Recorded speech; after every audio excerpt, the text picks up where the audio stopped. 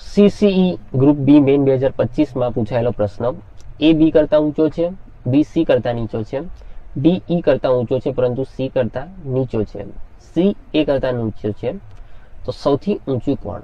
પહેલું સ્ટેટમેન્ટ છે એ બી કરતા ઊંચો છે, એટલે આપણે એ માટે લખીએ કે એ બી કરતા ઊંચો થઈ ગયો.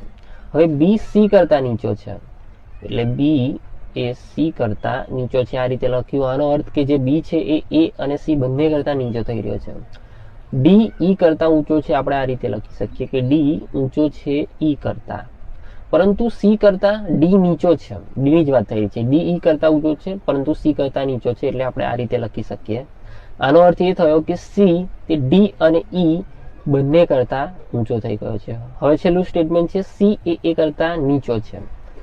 સી એ નીચો છે એ કરતા, તો સૌથી ઊંચું કોણ?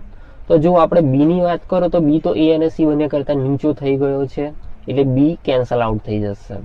જ્યારે સી ડી અને ઈ ની વાત કરો તો એ બંને સી કરતા નીચો છે, એટલે ડી અને ઈ પણ કેન્સલ આઉટ થઈ ગયા. હવે વધ્યા ખાલી સી અને એ, એટલે સી એ કરતા નીચો છે એટલે સી પણ કેન્સલ આઉટ થઈ ગયો, તો વધ્યો એ. ખાલી એક જ એ એવો છે કે જે કોઈના કરતા પણ નીચો પડ્યો નથી, માટે સાચો આન્સર આવશે આનો એ.